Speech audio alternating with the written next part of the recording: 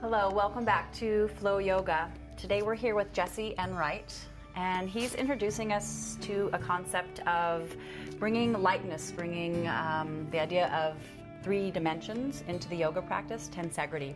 Thanks, Jesse. Thank you, Kelly.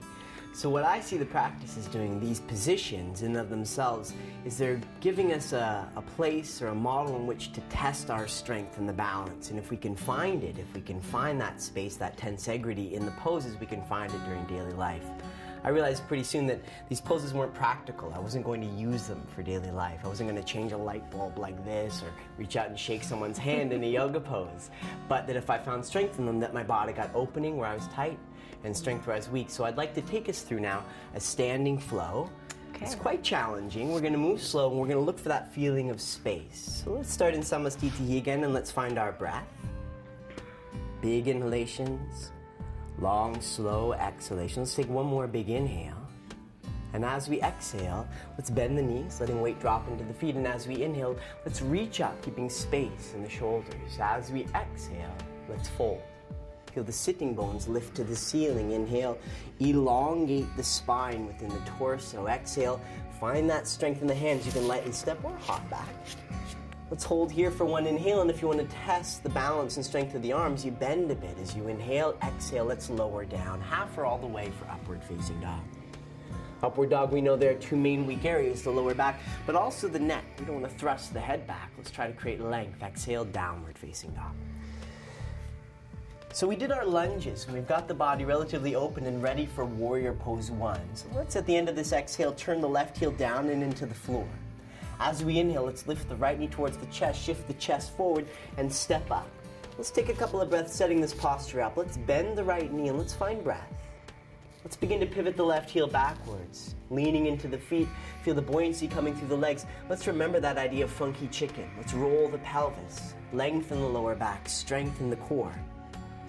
To eliminate the shrugging, let's find a rotation in the arms. So the trick we'll use is we'll turn the palms up, wrapping the elbows inwards, and the shoulders naturally open and release. And let's keep that as we lean the outer hands together and slowly lift the arms up. And as you get your arms to an appropriate height, start to bring your lower front ribs in, so you're creating more space across the back. The body naturally wants to collapse where it's weak, so we're going to keep that area supported. Let's keep the elbows wrapping in, the shoulders open. Let's close the hands and hold for 3 more breaths. So deep inhalations, slow exhalations, looking for weak areas, giving them strength, maybe sinking a little bit, lowering the center of gravity, finding more buoyancy, more strength in that, the rebound force of gravity. Take one more big inhale. Let's try warrior posture 2. So let's keep the core strong, let the arms come down, and as we inhale, let the left hip and the left foot roll out, and extend the arms gently in each direction. We're going to hold for 5 breaths in each of these poses. So immediately the body wants, as you can see, funky chicken again. It's what it'll try. It tries little tricks, so we're going to plug up that leak. We're going to block off that weakness, give the body back its tensegrity, its balance here. That alone seems to give us most of the hip opening, but specifically now we can start to lean our right knee back and roll the left hip open in the opposite direction. Stretching an elastic band is an analogy I use a lot for opening. Let the shoulders release. Let's just hold here for one more big inhale. Exhale slowly with the next inhalation for Trikonasana or triangle pose. Let's straighten the right leg. Let's not lock it. Let's keep it buoyant, powerful.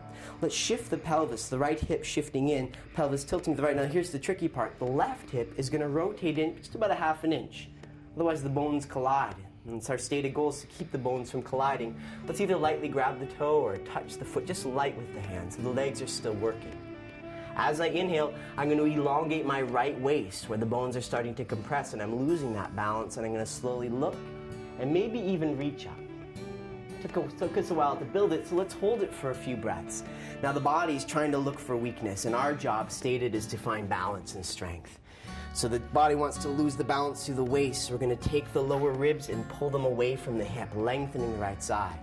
As we look up, it naturally takes our awareness away from the floor, so we keep sending awareness down in strength and buoyancy. The real goal in Trikonasana is an opening in the outer left hip and waist in the side body. Let's do one more pose in this flow. With your next inhale, just come up a little and look forward and down. Maybe bring your left foot forward a bit. Now what we're going to do is play with gravity. We're going to lean into the right foot for Ardha Chandrasana or half moon. Right fingertips can come forward just lightly to help with balance a little bit, but standing on a springy right leg allows the left side to float. The left hip to roll open. Our gaze to slowly shift up, and you can bounce a bit. I noticed this with my teacher, that she would bounce in the poses. She would find that tensegrity, that balance. So she felt good. You can slowly begin to look and even reach up. Now this naturally will take your awareness away from feeling and into your eyes. In yoga, feeling sense, proprioception, kinesthetic sense is what we use.